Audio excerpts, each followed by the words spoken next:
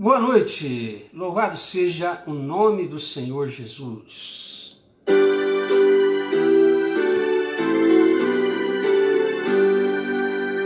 A Deus supremo benfeitor, anjos e homens deem louvor. A Deus o Filho, a Deus o Pai, e a Deus Espírito glória dai. Amém. Esta é mais uma transmissão da Igreja Presbiteriana do Brasil em Itaporanga. Eu sou o pastor Eduardo. Este é o domingo, dia 10 de maio, Dia das Mães de 2020. Saúdo a você com a graça e a paz do Senhor Jesus. Nós vamos começar aqui com a leitura do Salmo 130. Salmo 130.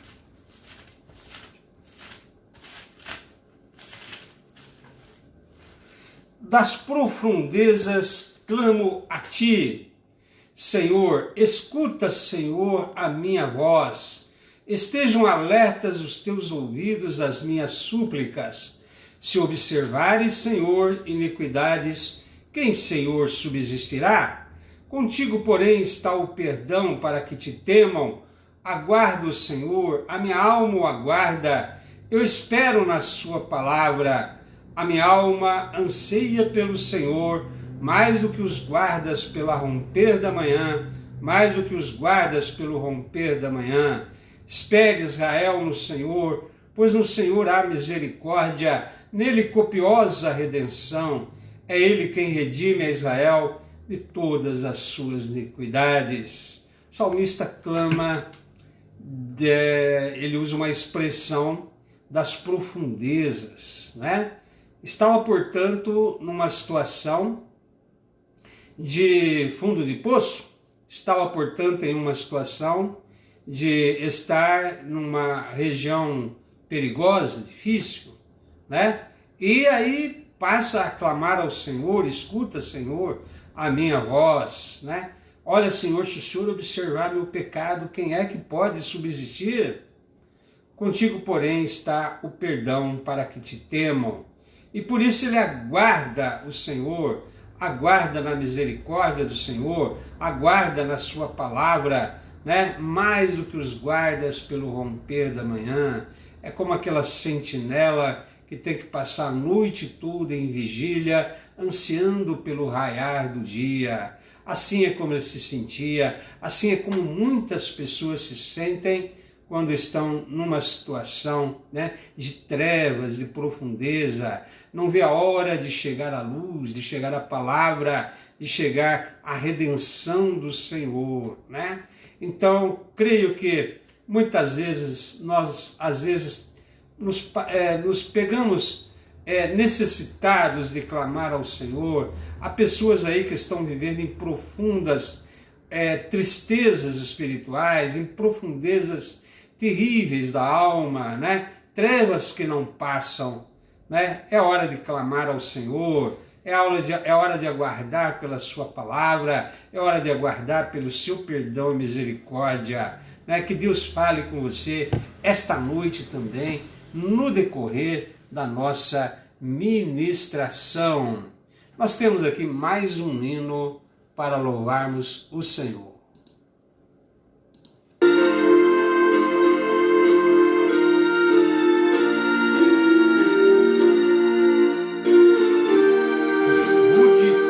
Hino 266.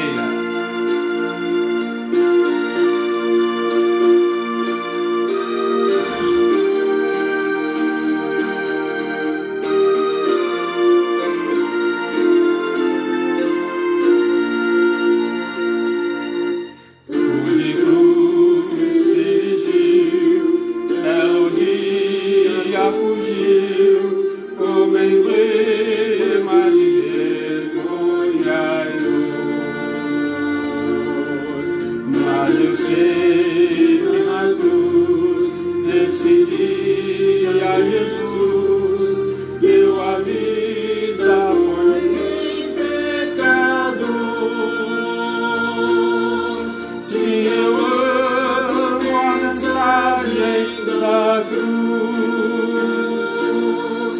seu triunfo meu gozo será. Pois um dia em lugar de uma cruz, a coroa Jesus me dará.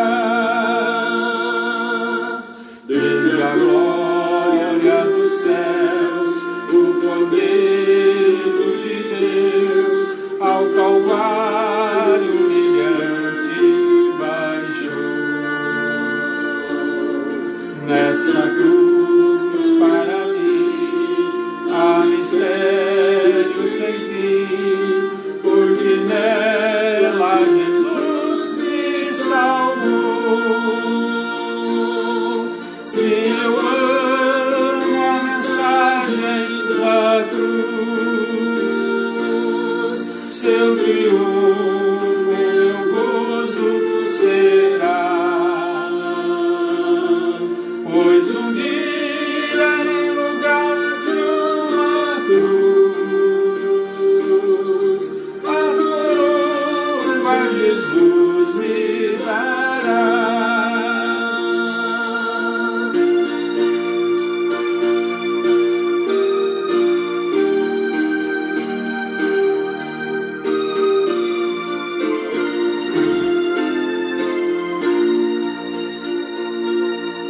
Nessa cruz padeceu, desprezado morreu, meu Jesus para dar-me perdão.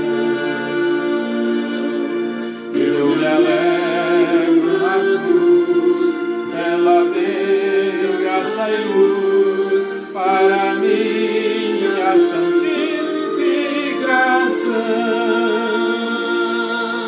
Se eu amo a mensagem da cruz, seu triunfo meu gozo será. Pois um dia em lugar de uma cruz, a coroa Jesus me dará.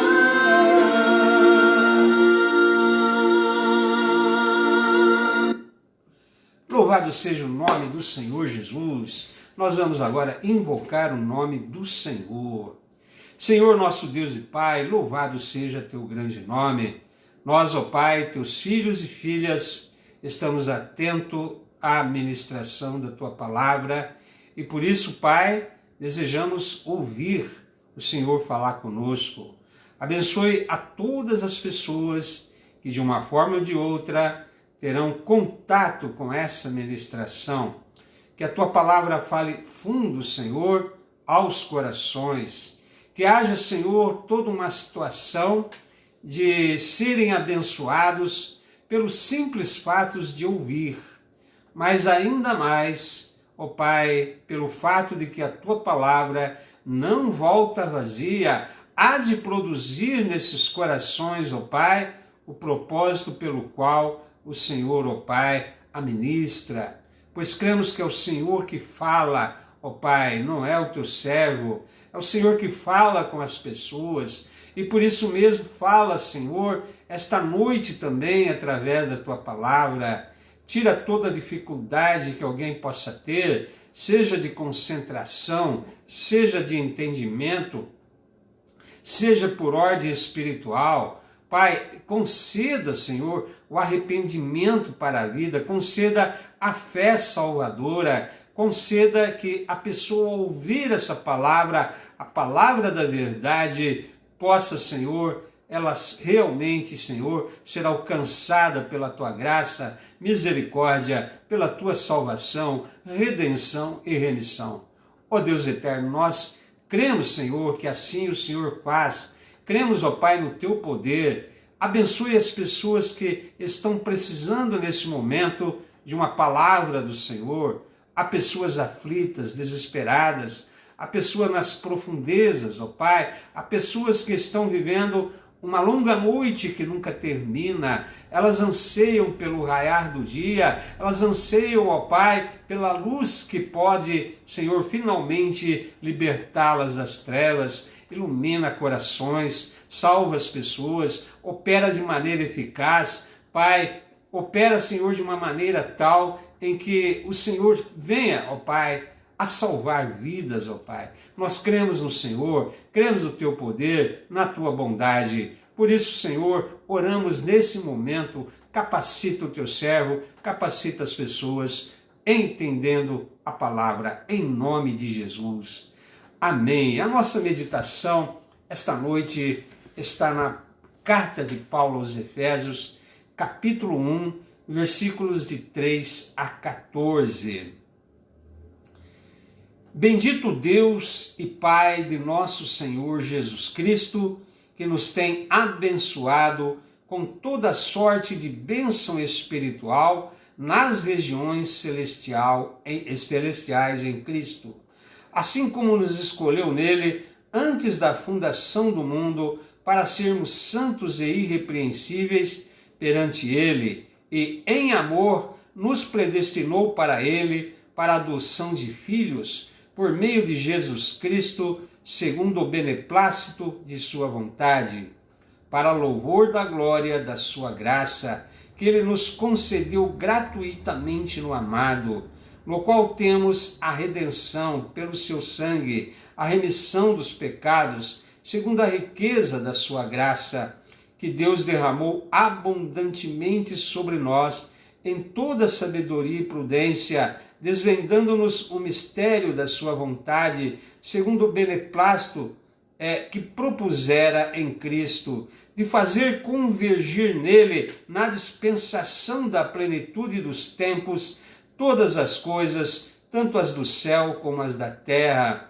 Nele digo, no qual fomos também feito herança, predestinados segundo o propósito daquele que faz todas as coisas conforme o conselho da sua vontade, a fim de sermos para louvor da sua glória, nós os que de antemão esperamos em Cristo, em quem também vós, depois que ouvistes a palavra da verdade, o evangelho da vossa salvação, tendo nele também crido, fostes selados com o Santo Espírito da promessa, o qual é o penhor da nossa herança, até o resgate da sua propriedade, em louvor da sua glória.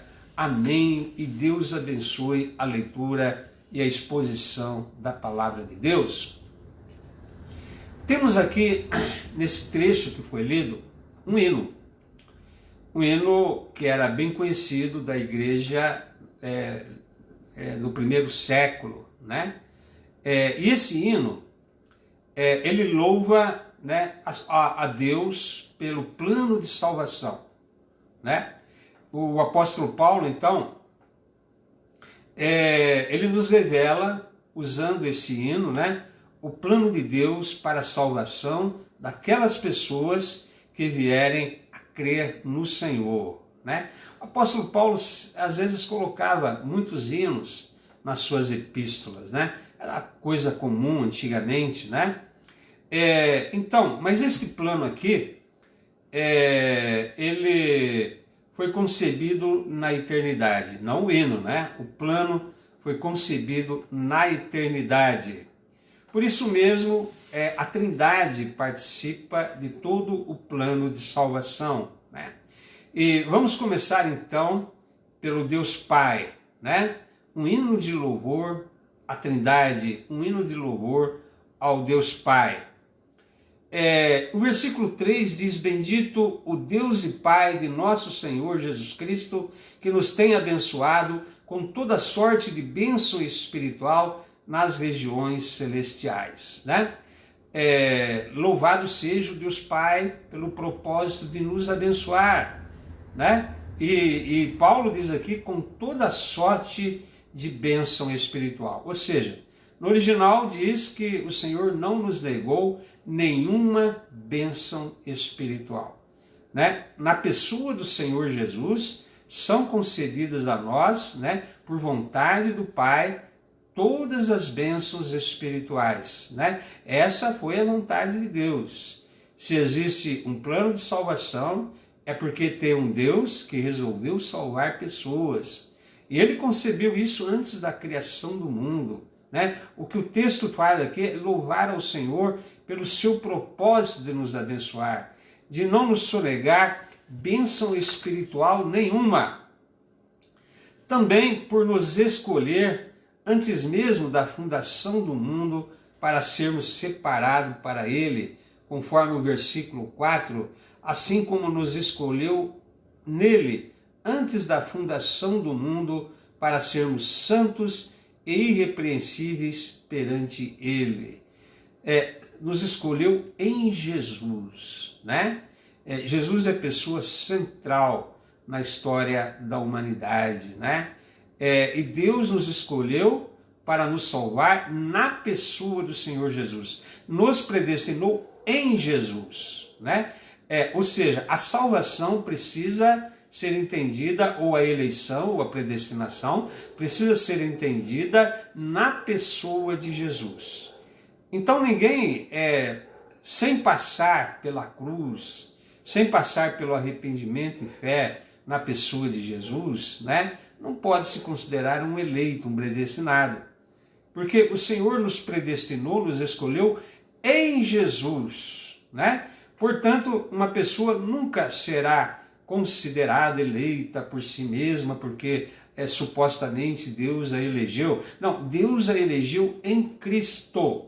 Deus a elegeu, né, no sentido de que ela, tendo conhecimento da pessoa do Senhor Jesus, pessoa do Salvador, tendo se arrependido de não servir a Deus, pelo contrário, né, se arrependendo da sua vida de pecados, crendo na fé que o Senhor mesmo lhe concede, né, ela venha a ser salva e por isso mesmo será reconhecida como uma das pessoas que foi eleita, porque ela foi eleita em Jesus, predestinada na pessoa de Jesus, né? Então ninguém vai ser salvo sem a cruz, ninguém vai ser salvo sem Jesus, ninguém pode se considerar eleito se não for realmente uma situação pela qual ele crê na morte, ressurreição, no sacrifício de Cristo. Mas ele diz mais, né? Nos escolheu para sermos santos e irrepreensíveis perante Ele. Ou seja, a eleição também é para a vida de santidade, né? Para uma vida irrepreensível. Ninguém que é supostamente eleito, né? Acha que foi eleito, está eleito e vai morrer eleito e viva como quiser. Não é assim. A eleição é para vivermos de uma forma santa, separada, irrepreensível. Não faz sentido Jesus morrer na cruz do Calvário, né? Pagar o preço dos nossos pecados para você viver da maneira como vivia, supostamente porque um dia fez uma oração e assim você se considera um eleito, um salvo e vive como quiser, porque da maneira como você viver não tem importância porque você é eleito e estaria salvo a si mesmo. Não é assim, né? Ninguém que não queira viver ou não tenha apreço pela vida de santidade pode considerar a si mesmo um eleito, né? O Senhor nos elegeu para sermos santos e irrepreensíveis. O Senhor nos elegeu na pessoa de Jesus. Isso já indica remissão de pecados, né? Isso já indica santificação. Isso já indica que somos chamados de vivermos de uma forma digna daquele que pagou na cruz o preço dos nossos pecados. Mas ainda a respeito do Pai, né, de não ter nos negado nenhuma bênção, de nos escolher, né, mesmo antes da fundação do mundo, para sermos separados para Ele, também por nos predestinar para a adoção de filhos, né? Adoção de filhos. Versículo 5, nos predestinou para Ele, para a adoção de filhos, também por meio de Jesus Cristo, segundo o beneplácito da sua vontade. Veja, sempre em Cristo. O Senhor nunca vai adotar alguém por filho, senão na pessoa do Senhor Jesus. E o termo aqui para adoção de filhos, né, diz respeito à adoção plena, né, adoção romana, que torna a pessoa com os mesmos direitos do filho legítimo. Não é adoção parcial que muitas vezes temos em alguma legislação por aí, né? Sem o mesmo direito do herdeiro legítimo, não. A adoção é plena, a adoção é com os mesmos direitos do único Filho verdadeiro que é Jesus. Portanto, o Senhor nos torna herdeiros e co-herdeiros com o Senhor Jesus. O Senhor, tudo que é herança do Senhor Jesus, também caberá a nós, os seus filhos adotivos. Olha só como Deus precisa ser louvado por esse ato de beneplácito, esse ato de bondade. Nós que éramos pecadores, vivíamos distante dele, nós que vivíamos uma situação de sermos pessoas filhos da ira, condenados antes de conhecermos o Senhor, né? Antes de conhecermos a salvação de Jesus, o Senhor pega essa pessoa perdida e transforma ela em um filho com os mesmos direitos do único e legítimo Filho que é o Senhor Jesus. É ou não é para adorar um Deus assim?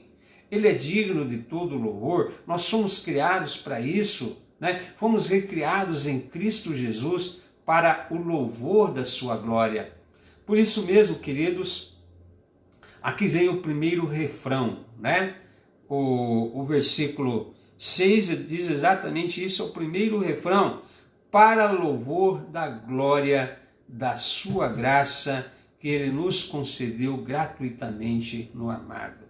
Deus fez tudo isso para o louvor da sua glória, para que nós louvássemos ao Senhor por tão ato de bondade, né? Tão beneplácito maravilhoso, tanta generosidade. O Senhor não nos negou nenhuma bênção, né? O Senhor não nos negou nem o fato de que não apenas fomos salvos, mas nos tornasse filhos, herdeiros, né? Portanto, filho de Deus não é o ser humano que nasce, né? São criaturas, né? Filhos mesmo são aqueles que pela fé receberam o Senhor Jesus como Senhor e Salvador. A esses deu Deus o poder de se tornarem filhos de Deus, aqueles que creem no seu nome. Portanto, é necessário que você compreenda, né, que essa condição de filho de Deus precisa ser uma situação pela qual você, arrependido do seu pecado, crendo, né, no perdão que vem da cruz, você recebe o Senhor Jesus como seu Senhor e Salvador. Aí é que você vai saber, depois, né, de ter sido salvo assim dessa forma, que você já tinha sido escolhido pelo Pai, né? Ninguém pode se julgar escolhido pelo Pai, eleito, se não passou pela cruz, se não passou pelo perdão que vem da cruz. Porque é ali, né, que existe realmente o propósito de Deus em salvar. Então, quando chegou o tempo, né, e isso diz aqui a palavra, quando chegou o tempo que Paulo chama aqui de a plenitude dos tempos, quando se completou, né, os dias para a vinda do Senhor Jesus, porque Deus estava anunciando a vinda do Salvador desde Adão e Eva, quando disse para Eva, olha, da semente da mulher haverá de vir aquele que esmagaria a cabeça da serpente. Depois revelou a Abraão, né, que nele seriam benditas todas as famílias da terra. Revelou a Moisés, Deus vai levantar um profeta semelhante a ti, né, mas devemos ouvir esse profeta. Né? Revelou a Davi, né, de que da descendência de Davi viria o Salvador. Todos os profetas informam detalhes a respeito da sua vinda, da sua presença no meio de nós. Então, quando completou-se o tempo determinado por Deus para o nascimento do seu Filho, para a encarnação do Verbo entre nós, para que ele viesse operar a obra de salvação e resgate, Deus então o enviou, né? Deus então revelou o mistério da sua vontade. Não estava tão claro que seria isso, né? Deus se encarnando e vivendo entre nós. Não estava tão claro, né, que a obra de redenção levaria Deus a levar o seu próprio Filho até a cruz. Tudo ficou claro quando depois o Senhor Jesus encarnou, o Senhor Jesus viveu entre nós, o Senhor Jesus foi à cruz, pagou o preço do nosso pecado, ressuscitou, confirmando que Deus aceitou a oferta do seu Filho em favor dos nossos pecados e foi assunto aos céus e está à direita do Pai. Né? Então foi aí que Deus revelou plenamente o mistério da sua vontade. Podemos conhecer, portanto, a Deus na pessoa do Senhor Jesus. Jesus é a imagem do Deus invisível. Ou seja, o propósito de Deus, então, era de fazer convergir no Filho Jesus todas as coisas, tanto no céu como na terra. Né? Portanto, vamos falar do Filho agora, né? Do Filho. A palavra, então, aqui diz que no Filho temos a redenção, né? A redenção pelo seu sangue. A palavra redenção significa libertar, né? É mais conhecido pelo povo hebreu por causa da redenção que eles haviam, né, usufruído de serem libertados do cativeiro do Egito, né? Ali celebrava-se a Páscoa, né, em sinal de que o anjo da morte passou sobre os filhos de Israel e nenhum morreu, né? Então Páscoa, o Pessá, né, a passagem do ano, por isso que eles tinham que oferecer sempre um cordeiro, né, na parte da manhã, na parte da tarde, em favor dos pecados do povo de Israel.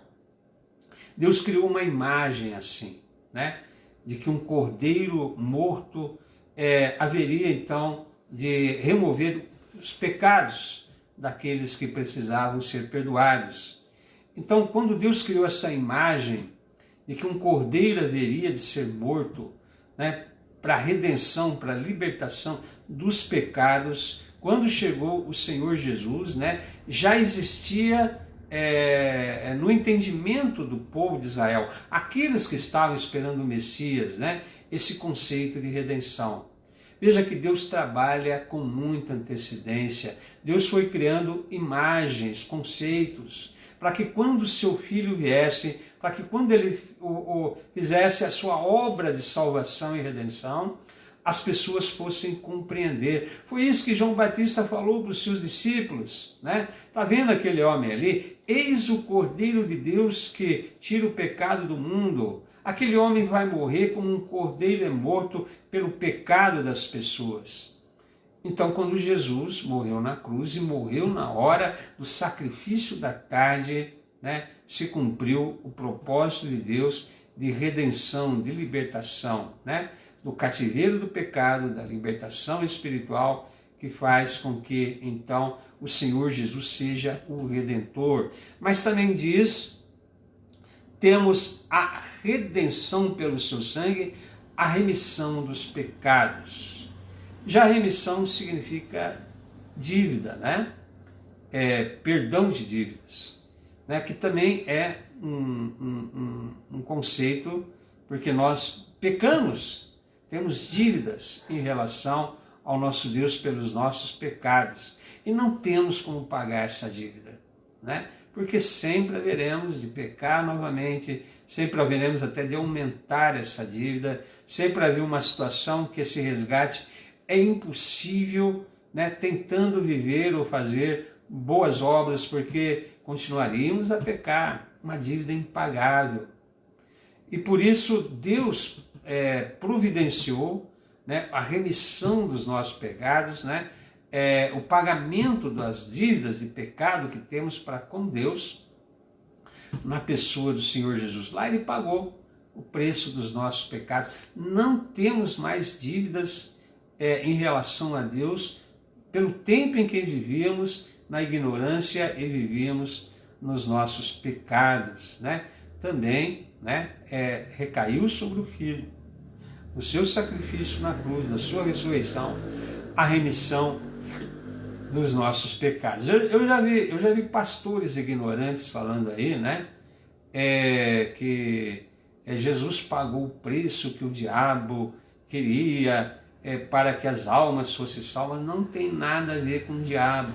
Isso é ignorância de pessoa que anda pregando isso. A nossa dívida é com Deus, né? O preço que foi pago era para resgatar a nossa dívida com Deus. O diabo não tem nada a ver com essa história. Não seja ignorante bíblico, né? Não seja uma pessoa que seja iludida por falta de conhecimento da palavra. Mas tem mais ainda, né? Nele fomos feito herança, né? Que coisa maravilhosa, né? Eu já estava explicando essa questão da adoção plena, né? E por isso mesmo sempre haveremos de agradecer a Deus pela riqueza da sua graça, né? Pelo fato de que uma pessoa como eu e você pudéssemos ser transformados, né, em filhos de Deus. Deus nos deu o poder de sermos filhos de Deus, né? E isso muda tudo, viu? Não é apenas um conceito, não. Deus passa a nos tratar de forma diferente, né? Passamos a ser os alvos, né, da graça de Deus, né? Uma graça especial. Pedro disse que nós somos guardados pelo poder de Deus para a salvação a ser revelada no último dia. João diz que aquele que nasceu de novo pela fé em Cristo Jesus, o maligno não lhe toca. Há muita coisa envolvida no fato de termos sido redimidos e tivermos a remissão dos nossos pecados e a adoção de filhos. Há toda uma situação, né? Paulo também diz em Colossenses que fomos transportados do império das trevas para o reino do Filho do seu amor. Não estamos mais sob a influência do mal. Pelo contrário, agora estamos, né, no reino do amor do Senhor, sob a influência do Senhor, sob a influência do Espírito Santo, né? Uma nova realidade, uma nova vida começa, né? Esse andar em novidade de vida é aquilo que a redenção em Cristo proporciona. Você é nova criatura, as coisas antigas passaram, né? Se fizeram novas. Há todo um novo viver a ser vivido, há toda uma experiência nova de relacionamento com Deus, coisa que não existia antes. Há toda uma situação de que você não está mais vergado sob o peso do pecado, você não está mais condenado à morte. Se você morrer, você estará com o Senhor. Aí sim, porque o Espírito Santo, né? Nós vamos falar do Espírito Santo habitando em nós, né? Ele faz com que venhamos a perseverar, em caminhar com o Senhor. E portanto aqui, depois do Pai, houve o primeiro refrão, depois de falar do Filho, também vem o segundo refrão, o versículo 12, a fim de sermos para louvor da sua glória, né? Nós, os que de antemão esperamos em Cristo, a fim de sermos para o louvor da sua glória. Tudo para a glória de Deus. A salvação é para a glória de Deus. A remissão e o perdão dos pecados é para a maior glória de Deus. Nós devemos viver, por isso mesmo, para a maior glória de Deus. A nossa vida deve ser, então, a expressão daquilo que o Senhor fez em nós. Devemos viver para a maior glória de Deus.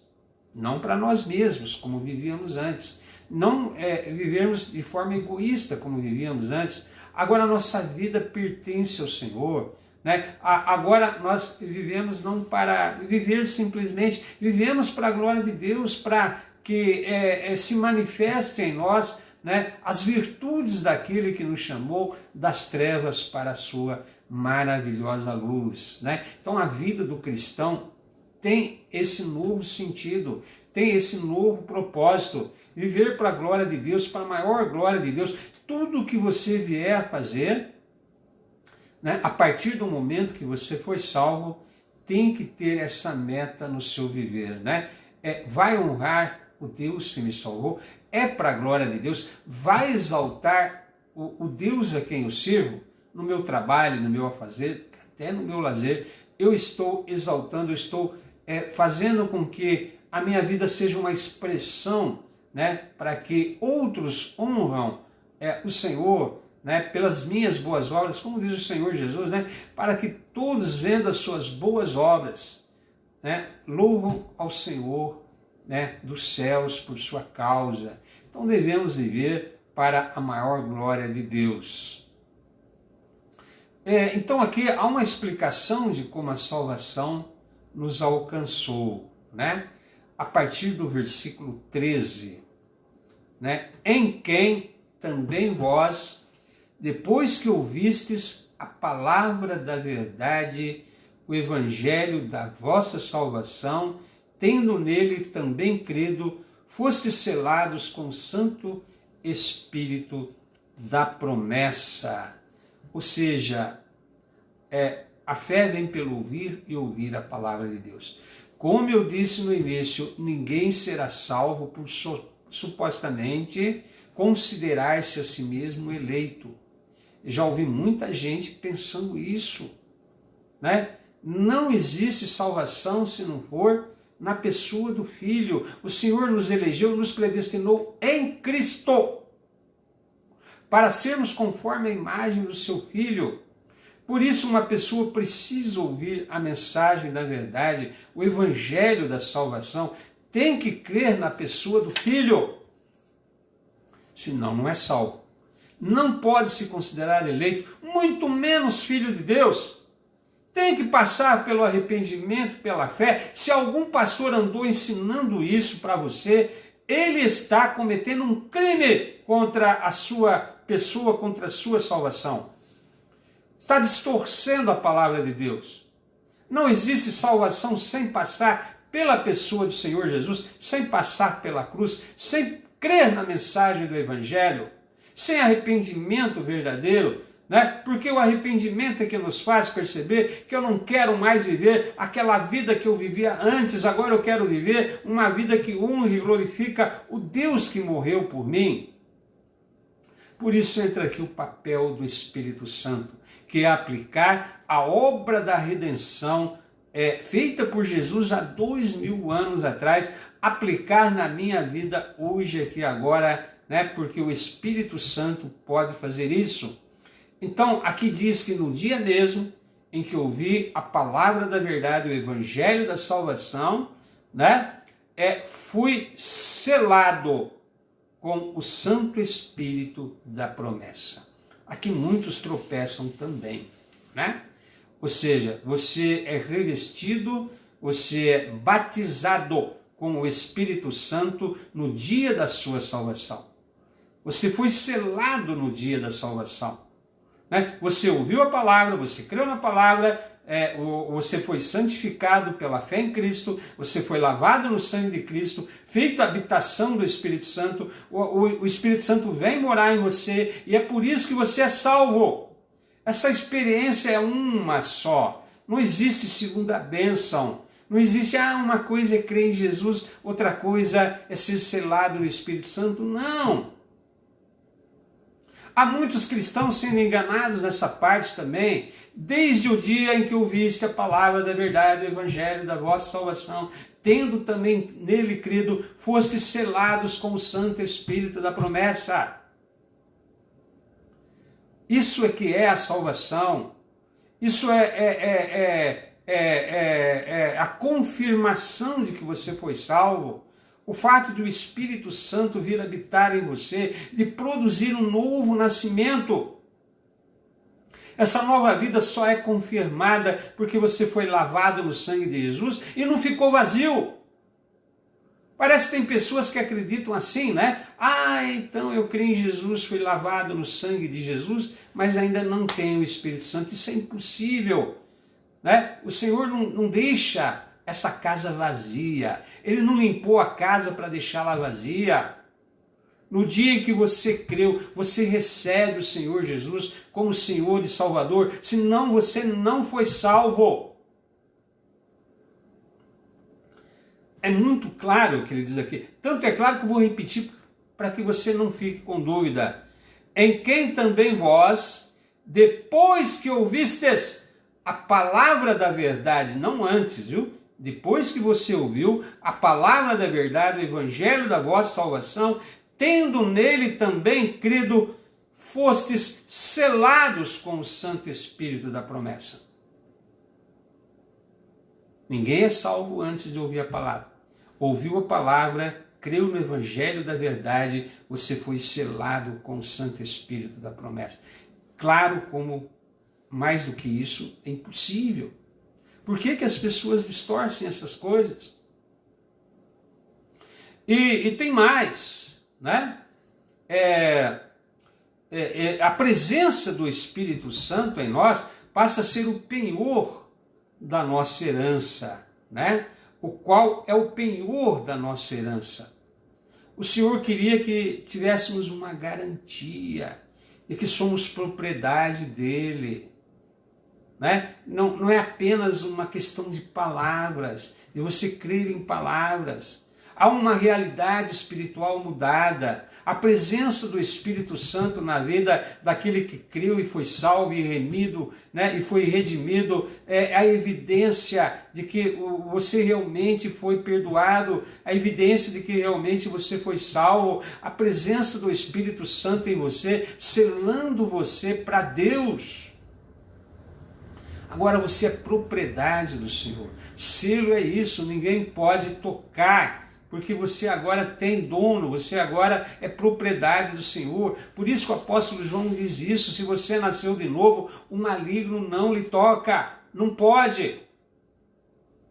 Selo também é uma carta, né? Para selar uma carta com destino determinado. No caso, o seu destino já está selado, é o céu.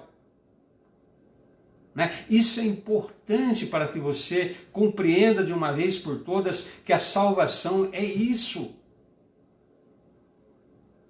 Ouviu a palavra, creu no Senhor Jesus, você recebe o Espírito Santo, e isso é toda a obra. Né? O Pai elegeu, o Filho fez a obra da salvação, o Espírito aplicou essa obra em nós e vem morar em nós. É a obra completa da Trindade. Todos eles operando em nós para a nossa salvação. Não pode dividir isso. Uma coisa é receber Jesus, outra coisa é ter o Espírito Santo. Da onde? Ouso afirmar que se você precisa de ser ainda batizado com o Espírito Santo, que você não foi salvo ainda. Porque isso acontece como uma relação direta do fato de ter crido, ser perdoado, ter nascido de novo e ser habitação do Espírito de Deus. Então o Senhor nos coloca o Espírito como garantia. Garantia, penhor, né? De que pertencemos ao Senhor, ninguém pode nos tocar. É por isso que podemos ter certeza da salvação. Não há pessoas aí que ensinam que essa salvação não é possível ter certeza? Que é possível perdê-la, mas como? O Senhor nos deu uma garantia. Deus tem ciúmes de nós. O Espírito intercede por nós com ciúmes, diz Tiago. Uma vez que o Senhor nos tomou como propriedade dele, pagou o preço do nosso pecado, pertencemos ao Senhor. O Senhor não desiste de nós assim, não.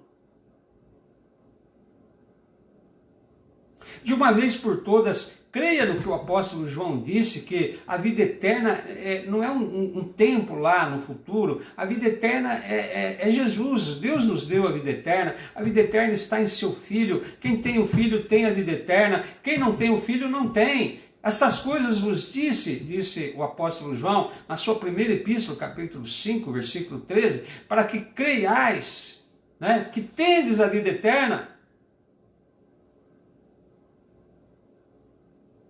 Está na hora, realmente, passou da hora e você compreender essas coisas, e se você de fato creu em Jesus, ter segurança sobre a sua salvação, porque é da vontade do Senhor que tenhamos essa segurança, tanto é que ele usa uma expressão aqui para terminar, né? O Espírito Santo é o penhor da nossa herança até quando? Até pecarmos da próxima vez? Não. Até ao resgate da sua propriedade. E aqui termina com mais um louvor da sua glória. Somos propriedade do Senhor, nos selou, né? E portanto, esse selo é até o dia que o Senhor nos resgata para Ele definitivamente. Passamos dessa vida para a próxima através da morte, né? Ou se Jesus voltar agora, sem passar pela morte, né? Nos resgatando, transformando esse corpo de humilhação, esse corpo mortal em corpo incorruptível. Coisa maravilhosa. Isso é que é o Evangelho, isso é que é a salvação. Tudo isso para o louvor da glória do Senhor. Você que ouviu essa palavra e ainda não tinha ouvido o Evangelho, sendo explicado dessa forma, você não ouviu o Evangelho.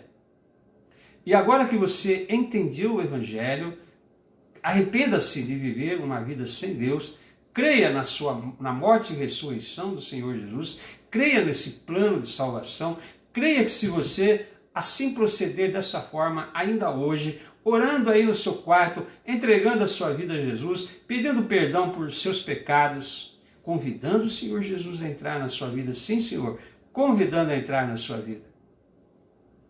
Você vai nascer de novo, você será salvo, será cheio da presença do Espírito Santo, a garantia que Deus te dá. Você vai sentir o alívio do peso dos seus pecados imediatamente. Você vai sentir uma alegria indizível. O Senhor confirma a sua obra de redenção. Ore hoje mesmo e viva a partir daí para o louvor da glória do Senhor. Que Deus abençoe a sua vida.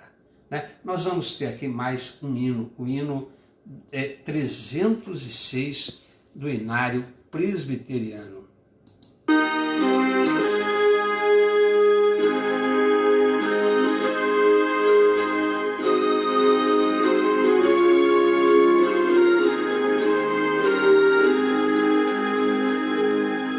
Erguei-vos, cristãos, Cristo quer-vos de pé, na luta do bem, revelai vossa fé, cingindo a armadura, hoje a Cristo exaltai, à sombra da cruz, corajosos lutai, sede fiéis, sede fiéis, sede fiéis, por Cristo lutai.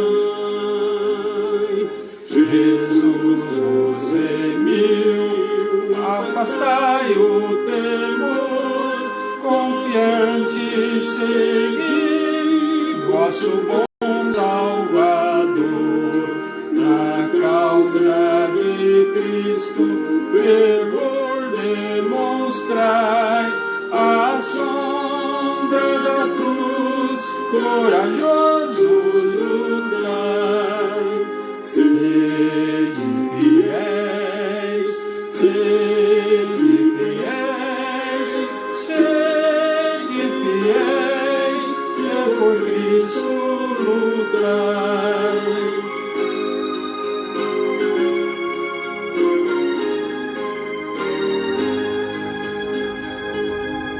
As hostes do mal deveis hoje enfrentar, as suas prisões, pecadores livrar, e Cristo bem alto o pendão levantai, à sombra corajosos lutai, sede fiéis, sede fiéis, sede fiéis, e por Cristo lutai.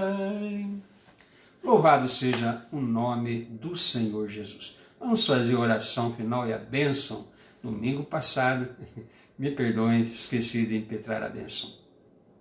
Senhor nosso Deus e Pai, a Tua palavra foi pregada.